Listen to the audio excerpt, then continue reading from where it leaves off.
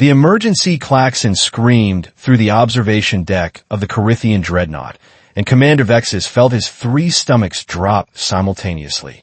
Not a good sign. Never a good sign. "Sir, you need to see this," Lieutenant Prax whispered, her voice cracking like thin ice over a frozen lake. Vexus approached the holographic display, where a small blue planet rotated innocently. Earth, the humans' homeworld, the species they've been assigned to. "Observe. Just observe," the council had said. Easy assignment, they promised. What could possibly go wrong? Oh, how wrong they were. "What am I looking at, Lieutenant?" Vexus asked, though something cold and unpleasant was already crawling up his spine. "The Zerathi invasion fleet, sir. They've made contact with Earth's military forces." Vexus felt his secondary heart skip a beat. The Zerathi were no joke. 7 feet tall, armored carapaces that could deflect plasma fire, neural toxins that could paralyze prey from 50 meters away. They'd conquered 43 systems in the last decade alone. The Council had been tracking them for months, trying to predict their next target. And now they'd picked Earth. Poor, stupid Earth. The humans barely had functional space travel. Their weapons were laughably primitive. Chemical propellants and metal projectiles, for crying out loud. The Zerathi would steamroll them in hours, maybe minutes. "Should we intervene, sir?" Prax asked softly. "Negative. Council orders are clear. We observe only. Non-interference protocols remain in effect." Vexus settled into his command chair, prepared to watch another species get added to the Zerathi's list of conquered worlds. Then the first human ship appeared on the display. It was ugly. Vexus had to give them that. A boxy, inelegant thing that looked like someone had welded several buildings together and strapped engines to the back. No sleek curves. No aerodynamic efficiency. Just brutal, functional angles. The Zerathi flagship, the Devourer of Hope, they were dramatic like that. Moved to intercept. Its weapons arrays powered up. Enough firepower to crack a small moon. "Here it comes," Prax muttered. "This won't take long." The human ship didn't slow down. "Are they accelerating?" Vexus leaned forward, mandibles clicking nervously.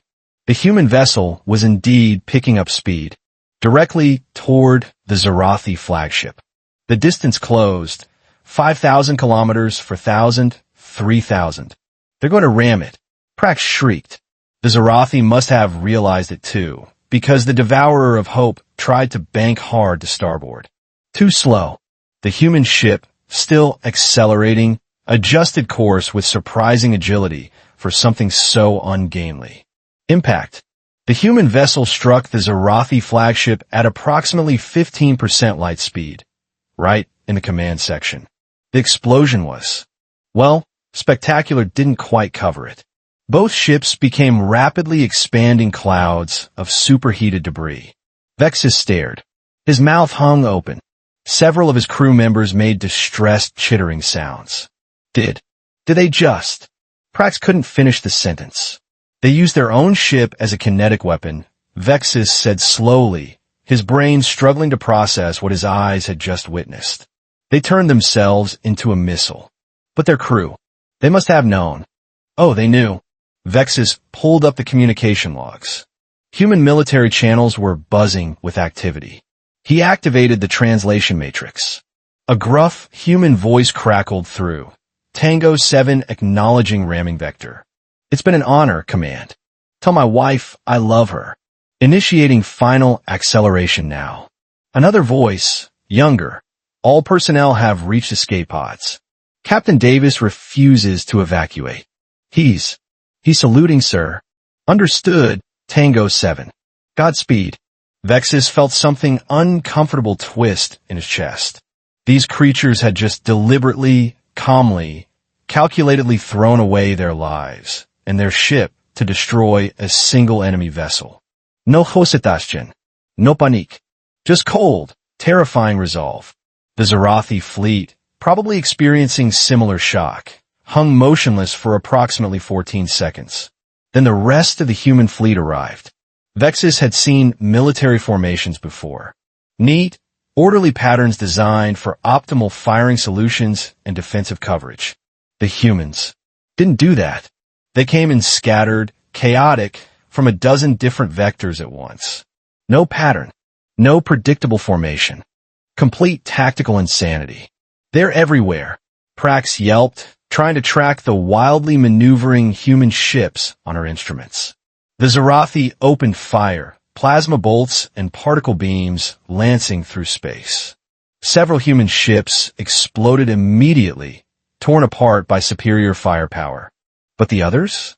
They kept coming, weaving, dodging, and occasionally impossibly firing back with those primitive kinetic weapons. A human destroyer took 3 direct hits, atmosphere venting from a dozen hull breaches. It should have been dead. Instead, it rolled, presented its undamaged weapons batteries, and fired a spread of missiles directly down a Zerathi cruiser's engine exhaust. The cruiser detonated from the inside out. By the founders, Vexus whispered, "They're winning." "That's impossible, sir. The Zerathi have superior technology, superior numbers, superior everything." Vexus watched as a human frigate, engines completely destroyed and drifting helplessly, managed to snare a passing Zerathi fighter with what appeared to be an old-fashioned grappling cable, then self-destructed, taking the fighter with it. They don't care about superiority, Lieutenant. They care about winning, and they're willing to pay any price to do it. Another human voice over the comms. "This is Captain Williams of the UES Defiant. We're venting atmosphere. Main power is gone, weapons offline. But we've still got maneuvering thrusters and spite. Somebody give me a target." The Zerathi were breaking formation now, their orderly battle lines dissolving into individual ships, trying desperately to survive. The humans pursued like predators scenting blood, their damaged vessels moving with terrifying purpose despite missing weapons, leaking air, trailing debris. Vexus realized he was watching something he'd never seen before in 3 decades of military observation. He was watching the Zerathi retreat. The mighty Zerathi, conquerors of worlds, were running away from these primitive, crazy, absolutely terrifying humans. "Sir," Prax said quietly, her voice carrying an emotion Vexus had never heard from his unflappable lieutenant before. I think we need to update our files on humanity." Vexus nodded slowly, unable to tear his eyes from the display, where a burning human ship with half its hull missing was still somehow chasing down a fleeing Zerathi destroyer. "Yes," he agreed. "And then we need to make very, very certain we never make them angry at us." 3 hours later, the battle was over. The Zerathi fleet, what remained of it anyway, had jumped to hyperspace and fled the system. Vexus stood at the observation window, watching the debris field slowly expand through the void. Hundreds of human ships drifted among the wreckage, some intact, many decidedly not. "Final casualty count is coming in, sir," Prax reported, her voice still shaky. "Let me guess. Catastrophic? 62% human losses, sir. They lost more ships than the Zerathi did." Vexus turned to face her. "And yet the Zerathi are the ones who ran away. I don't understand it, Commander. By every tactical metric, the humans should have surrendered after losing half their fleet. Instead, they fought harder. How does a species develop that kind of mentality?" Before Vexus could answer, the communication console chirped. "An incoming transmission. From Earth." "They're hailing us, sir," the communications officer, Trell, announced nervously. "Put it through." Vexus straightened his uniform, trying to project calm authority. Inside, his organs were doing complicated gymnastics.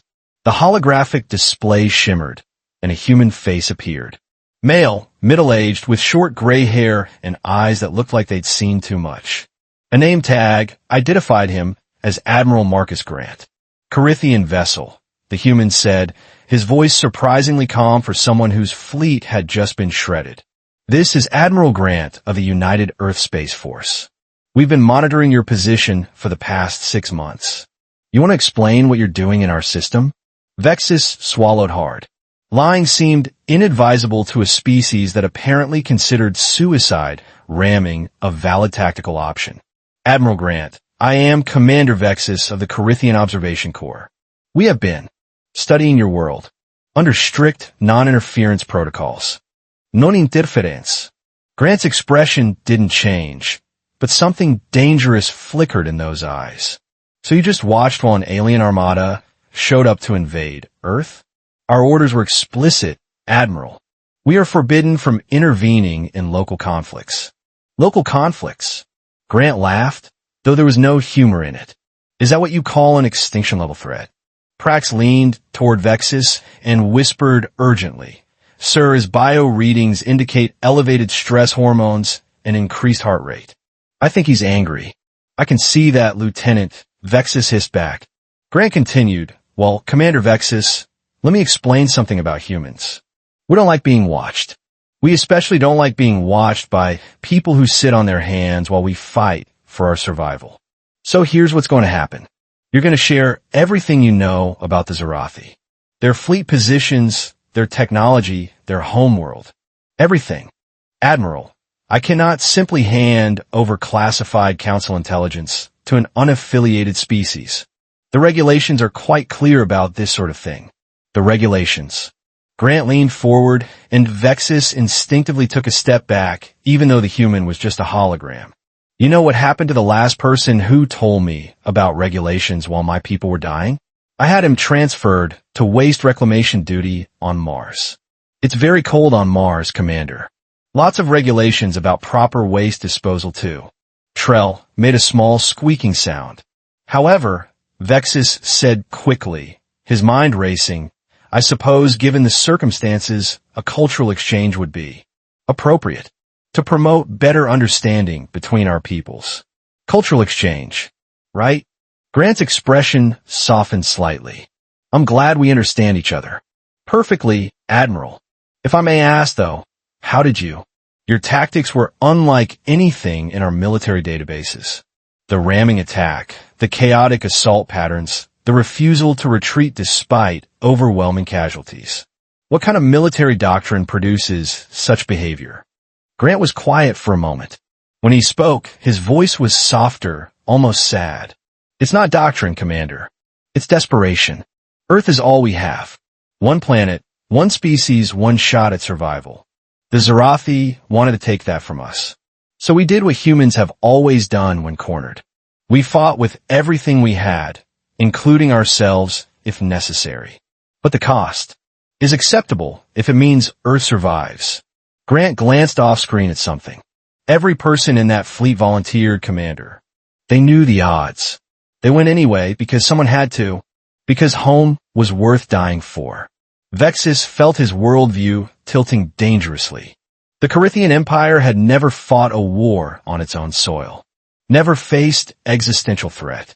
Their military was professional, efficient, and had the luxury of retreat when odds turned unfavorable. These humans didn't have that luxury, and it had made them into something terrifying. One more thing, Commander, Grant said, his tone shifting back to business. That intelligence about the Zerathi? We'll need it within the hour. We're planning a counterattack. Counterattack? Vexus felt his voice climb several octaves. Admiral, you just lost over half your fleet. Surely you need time to rebuild, to repair, to let them regroup and come back with reinforcements? Grant shook his head. We hit them now, while they're scattered and afraid. We hit them hard enough that they never think about coming back. And we do it before they can warn anyone else that humans make terrible targets. Prax was frantically pulling up star charts. Sir, if they follow the Zerathi fleet trajectory, they'll be heading into the Mordak sector. That's Zerathi core territory. 17 military installations, at least 100 defensive platforms, and probably 3 full battle groups. Grant smiled. It was not a reassuring smile. Sounds like a target-rich environment. We'll see you around, Commander Vexus. Oh, and if you feel like mentioning to your council that Earth is open to diplomatic relations, that would be appreciated. We could use some friends out here. The transmission ended.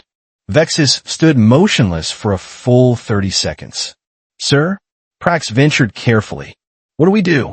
Vexus walked slowly back to his command chair and sat down heavily. We do exactly what the nice human admiral suggested. We transmit all our intelligence on the Zerathi. Then we send an urgent priority message to the Council recommending immediate diplomatic outreach to Earth. And if they ask why the sudden urgency, tell them the truth, Lieutenant. Tell them we've discovered a species that treats overwhelming odds as a personal insult. A species that weaponizes their own ships without hesitation. A species that responds to invasion by planning immediate counter-invasion against a superior force. Vexus pulled up the tactical display, watching the remaining human ships already beginning to regroup into formation. Tell them we've found something the galaxy hasn't seen in 10,000 years. What's that, sir? A species that's actually crazy enough to win a war they have no business winning. And frankly, I'd rather have them as allies than enemies. Outside the viewport, the human fleet began moving, battered and burning, toward the hyperspace jump point. So what did you think? Did this story surprise you? Let me know your thoughts in the comments below. If you enjoyed this sci-fi story, please hit the like button. It really helps the channel grow. And don't forget to subscribe for more mind-blowing science fiction stories every week.